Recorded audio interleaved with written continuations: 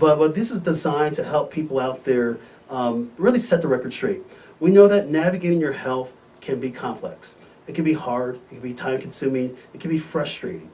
And so that's why on what I want to do as I have this show and you meet my guests, again, I surround myself by people that know, first of all, they know a lot more than I do.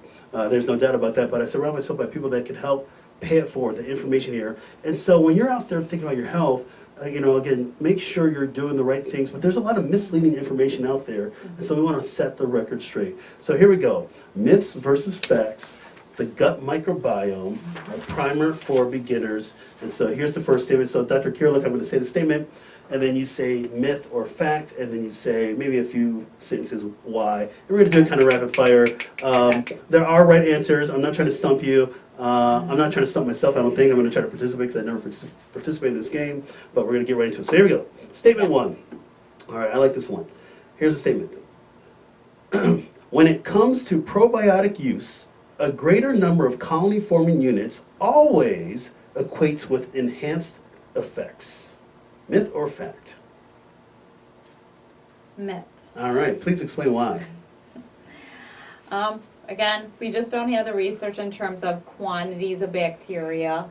So I think that there is something to be said about, you do have to have enough bacteria where it's not killed off in your stomach and it reaches your colon. So, I know a lot of my patients just want to eat a ton of yogurt, and I think that's great, but, and those do have some, live cultures in them, but you're just not going to get the amount that you would get in a probiotic. So there is something to say about numbers, but when you're dealing in those kind of numbers that you see in probiotics, again, sometimes too much is not necessarily required, and sometimes it can cause side effects, so. Correct. Excellent. So here we go. I'm going to do this one. I'm going to give myself an easy one, so I'm going to give myself a home run. This is my show. So here we go. Here's a statement. I like this one. Gut bacteria are involved in a host of immune and metabolic functions. That is a fact. And again, as we talked about in the beginning, the gut microbiome, the gut flora has a few different responsibilities.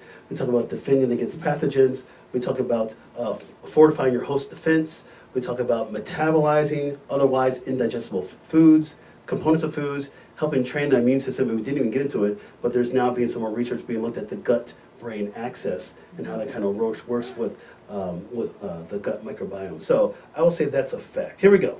Next statement, here we go for Dr. Kiriluk. Let's do this one. All fermented foods are probiotic foods. Do we know that if that's a myth or a fact? That's a myth, because beer, for example, uses yeast to ferment, the food. Fermentation process, yeah. Right, exactly. But, in terms of the end product, they take steps to kind of remove some of those organisms. Excellent. Some of the foods that, on a side note, some of the foods that a lot of people will ask me about, like, should I eat this to help support my gut? And, and they'll tell me things like, I'll mention things like, kefir, obviously you mentioned yogurt a few moments ago, miso, tempeh, so there's a lot of different food groups. Some people do kombucha, kimchi. Right. So people are doing certain things to hopefully try to get the benefits. But I still say when it comes down to kind of foods, it's still getting back to our foundation of proper eating and having diversity in your microbiome with a healthy diet, as I mentioned a few moments ago, that it's the third world diet is kind of the healthy diet this day and age versus our very Western diet. All right, here we go. Myth versus facts. I'm going to do this one for me because why not? We're doing a little alternating thing here. It's all good. We're going to keep it going. Myth versus facts. So here we go. I like this one. The gut microbiome of Americans and most other westernized, industrialized populations is less diverse and dominated by different bacterial species than that from people from rural, less developed populations. I just said it a second ago. I think the answer that is a fact because the diet has our high Western diet has led to a lot of chronic disease burden. And that's one of the biggest threats that we see in our country and for me as a physician, as I'm treating chronic disease, is getting back to the roots of our diet, how it used to be. Again, we're talking about more plant-based, approaches and staying away from the high fatty, a lot of the animal-based stuff, and certainly the processed foods. All right, here we go. Dr. Carol, here we go. This one's for you. I like this one. Myth or fact? Okay.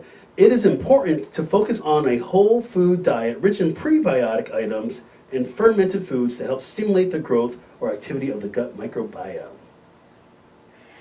Okay, so I do think that a lot of those foods do have nutritional value to them. Obviously, you have to have the good bacteria for a prebiotic to work. So, taking a prebiotic without a probiotic, I don't know if that makes too much sense, but I do think that some of the fermented foods do have some nutritional value to them, but I'm going to go back to what you said. Eating a diet that's high in fiber, lots of vegetables, is going to be one of your best bets. Yes, and that's going to be a best bet for a lot of things, including chronic disease burden. Here we go. We'll do a couple more of these, and then we'll wrap it on up. Here we go. Here's myth versus facts. I guess I'll do this one, and I might need to get an assist on this one from you since you're a practicing gastroenterologist, but I'm going to go ahead and take a stab at this one. So here we go.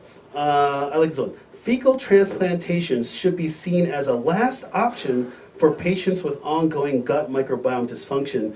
And I would say, I'm going to say, I have a problem. I'm going to say maybe it might be in the middle. I'm going to say myth or fact, because I don't know if I like that term. And I was the one that came with these statements. I don't know if I like what I wrote. What's up with that? But I wrote the gut microbiome dysfunction. I think that, as you mentioned earlier, that the research really has been primarily done with C. diff, and not necessarily other kind of disorders where you're looking at fecal transplantation. I think the research still has to be done when it comes to other disorders. So I'm going to go say that there may be other options for patients based on their underlying medical diagnosis instead of jumping to fecal transplantation, and also because we don't know the extent of fecal transplantation outside of maybe C. diff, where all the data is. It's hard to say that question is applicable to other forms of gut microbiome dysfunction.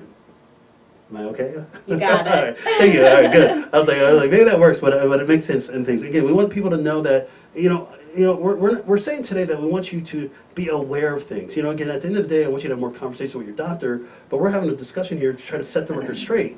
And yes, it's something that's evolving with gut health, and there's still a lot more that we need to still know about. So again, we're trying to answer some of these statements, but knowing that even us as practitioners, there's still more that we need to know too. Absolutely. All right, so here we go. We'll do this last one here for Dr. Kirlick, myths versus facts, the gut microbiome. Here we go. Ooh, we didn't even talk about this one, but I like it. Here we go. Having a pet can increase your overall microbial diversity and hence potentially lower rates of allergies and obesity.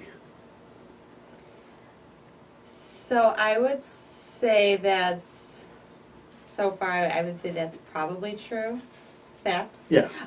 Yeah. So, having a pet definitely brings in a lot of germs, and again, we talked about exposure to germs. That's really important for our immunity and for building a healthy microbiome. In terms of allergies, again, having that good bacteria is so important in homeostasis, which is the balance, creating an inflammatory response when there's a pathogen and kind of shutting it off when there isn't one. So I think having a good microbiome is definitely important.